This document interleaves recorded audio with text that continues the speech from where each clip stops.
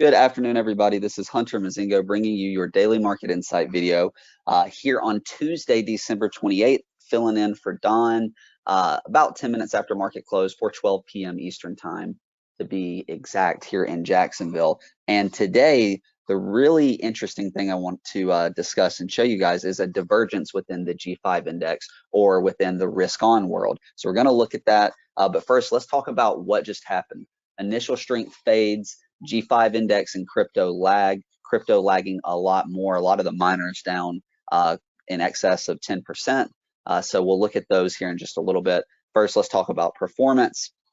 G5 down 1.13%. Like I said, really the weakest of the bunch today, not showing any strength really as the day went on. ARKK actually the worst again. We talked about that yesterday, again to the downside, leading the way. So S&P down only about 0.1%, Qs down about 0.5%, Dow up 0.26, mid caps down 0.03%, and the Russell 2000 down 0.2%. So we did pull back a little bit after a really strong rally, which is normal. And we're going to look at where we kind of found some support today, particularly on the Qs being a very important area. But first, let's go to the market state, which is going to stay in an uptrend. There is no change there. For the most part, this was a pretty healthy digestion day. Now, there was some pretty significant volatility in a lot of growth stocks, like I said, crypto and G5 in particular. But for the most part, a pretty healthy day, really, for the indices, the S&P, the Qs, the Dow, and the mid caps. Nothing wrong there. So for the indices, a nice pause and digestion day. And for the trend gauge, we have no changes either. We did get the second close above the 50-day moving average on mid caps. However, we're still waiting for small caps to start acting right before we remove this small little yellow arrow here. So, and that's the same goes for long term. Once we see small caps also get above the 50 and also get above the 200-day, then those yellow arrows will come off. But until then, we're keeping them on kind of as a caution flag that small caps are still trying to kind of right the ship and get their charts and price back in order. So let's get into the charts here, and we are going to look, I want to look at TLT and what interest rates are doing, as well as the dollar, because we've talked about those a good bit this year. I want to go back and highlight those, but first let's talk about Revere very quickly. I say this in every video. If you have any questions, if you have, you want to know more about one of the stocks I mentioned or a certain level, whatever it is, please send me an email, hunter@revereasset.com. Or if you're interested in what we do at Revere, send anybody here an email, Dan, Tim, myself, Merrill, Alex, or Don at revereasset.com as well. So let's get into the charts, and we're going to look at the indices first, then we'll go to TLT and the dollar. So as I mentioned, perfectly normal day on the S&P. It looks like a blip on the radar. Really didn't move much, just down slightly. A nice pause here, and we should start to see these moving averages catch up if it can stay up here. The big thing we're going to be looking for on the S&P is, does this 474-ish level on SPY become support now? Basically the breakout area, right? 473 to 474. If it retests that area, we're going to want to see that act as support. So on the Qs, that level is pretty much 400, right? And so we kind of saw that today. We got down to about like a little under 401 and bounced off of that. So the Qs holding up above 400 is a positive, but I would want to see the same thing. Can the Qs respect this 400 level? And then ultimately, can those moving averages catch up and get above that 400 level too? But for the time being, a very healthy day for the Qs, staying above 400. And even though it's down 0.5%, nothing wrong with this, just a normal digestion day after pretty much 5 days straight up off the bottom here. DIA, the only green major index today, and partly kind of leading to or alluding to the fact that defensives had a kind of a better day than risk on. We saw utilities and staples have relatively decent days, and the G5 obviously lagging. So we see the Dow do well today. Dow just within a stone's throw of these new all-time highs, taking out this 365.64 pivot, holding up above 360. We talked about that being an important level. 360 is the level that you would be looking to see act as support, similar to what we talked about with the Qs at 400, and then with the SPY at 473, 474. So DIA close to a breakout, watching this 360 level closely.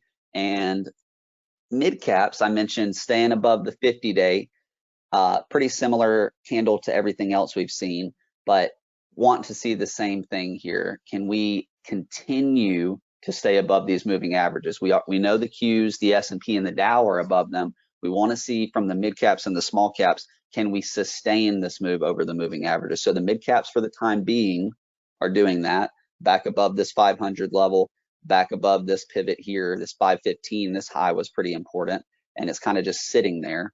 IWM essentially rejected at 225 today, got back above the 200 day, but came back below it. So IWM, like we said, still the laggard, still holding us back on the trend gauge with the 200 day, which is the black line, and the orange line, which is the 50 day. So not above either one of those, but it is trying back up through the 200 day for the first time in a while. You see these highs right here, roughly 226, something to be aware of. If IWM gets through 226, 227, that leads to a 50-day test, which is also right here, basically horizontal with these highs over here. So there are the indices. Let's go look at TLT here. So TLT, I know this is not the easiest chart to see, but you can see this big spike here. We talked about this. This was really when fear was kind of at its peak, and we've seen that taper off because this became a fear trade. We talked about that, right? And so this is now tapered off, rejected at the 21 EMA today, actually got above it and closed below. So TLT coming off today, which has been, like I said, a risk indicator. We saw this get a lot of attention when fear started to rise.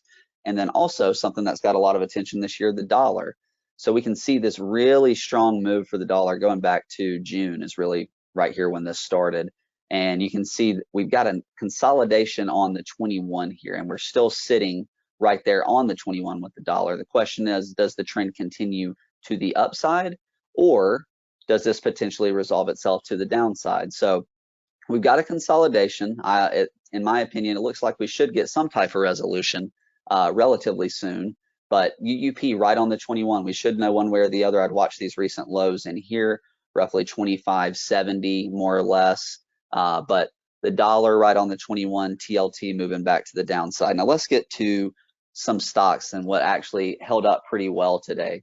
ITB, one of the better looking sectors, up about 0.5%. We do own Toll, slightly green today, and DHI in Protection, also slightly green today. One of the, like I said, acting well today, actually kind of stayed green and kind of really didn't move a whole lot today, held up pretty well. So home builders, BLDR, another name kind of in this space, up slightly today. So really acting well. Any sector that's green today when the S&P is down, we want to pay attention to. ITA also having a good day, aerospace and defense. A name, for example, Boeing, up over 1% today. So the other sector doing well, XLU. I mentioned some of the defensive stuff doing well. Utilities up nicely today. NextEra Energy, one of the top names here. You can see that's also up slightly today. And then lastly, we even had XLI doing well today. So just to kind of give you a synopsis, we had XLI, industrials, utilities, aerospace and defense, and home builders as some of the strongest sectors. That typically means that growth is not going to have the greatest day if that's what you're ending up with. And that's what we saw. The Qs were the weakest of the major indices, right there with the Russell 2000. Some of the names that were actually strong today, individual names, Amazon showing some relative strength versus most of the other big techs and the S&P, and then Facebook, although it was just slightly green, just a tiny little bit, did show RS throughout the day, even though it finished at the bottom of the range. A couple more here. FFIV, the network stock, this networking group has been very hot, and you can see the continued action today. And then this chemical agriculture group, I've been talking about this. This also continues higher. Nutrien and then CF, two that just really continued to stand out and not really give any opportunity to get in from the pullback standpoint. They just continue to grind higher. So let's get to what did not look so good. And at the end here, I'm going to go over this interesting divergence. I apologize. My Market Smith was being a little fidgety with me there. we're going to look at this divergence within risk on. So GBTC, I mentioned cryptocurrency really having a tough time today, down 8%. So was Ethereum, really just a nasty reversal after getting over 51K-ish yesterday for Bitcoin. Nasty reversal back down today. Even the names related to Bitcoin having a tough time too, obviously. MARA, a miner, down 11%. SI, the cryptocurrency bank, down about 6%. So just some carnage to some degree out in crypto land today. We also had the G5 type of names get hit hard today, right? I talked about that. Net down 4%, Snow down about 4% as well. Roblox, these are just a few examples of some of the high beta names that had a really bad day today. Roblox down 6%, just further evidence that it was a more defensive type of day, or an S&P type of Dow type of day. You got stocks down 1%. You've got the software ETF down a little over 1%, right? So it's just a lot of the more growth-oriented names didn't have as good of a day today for the most part. Also, we saw XME have a bad day, one of the worst performing sectors right there with SOX and IGV, NVIDIA, and Datadog. I mean, NVIDIA down over 2% after looking pretty good this morning, and Datadog, similar story, down over 3% after looking pretty good this morning. So some of the growth stuff out there having a tough day, and none having a tougher day really than biotechs, which I've talked about this before as being kind of a outside component of the G5, in my opinion, and because biotechs are a good indication of risk on. And you can see here, biotechs breaking back down below the 21, back below the 8-day, giving up this uptrend to some degree here. And maybe it finds its footing here, but biotechs really having a tough day. They were abnormally weak yesterday, and then also excessively weak today, pretty much all day long, particularly in comparison to the other G5 ETFs and in comparison to the indices. So XBI breaking the 21, breaking the 8-day, and also ARKK, which is a component of the G5, doing the same thing. Very similar pattern here on ARKK and XBI.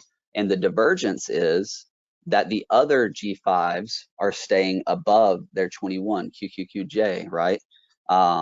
Let's see here, PDP above the 21, FFTY above the 21, and then lastly IWO above the 21. So ARKK, which has a good bit of biotech exposure in it, as well as the actual biotech ETF itself, XBI, both of those showing a negative divergence versus the other G5 ETFs. So no longer are they showing any type of relative strength, which they were for a little bit. They have now flipped to relative weakness, and I wanted to highlight that. Maybe it's a precursor, maybe ARKK and XBI just get back above those moving averages and everything goes back to normal, and some of that risk on stuff can still rally.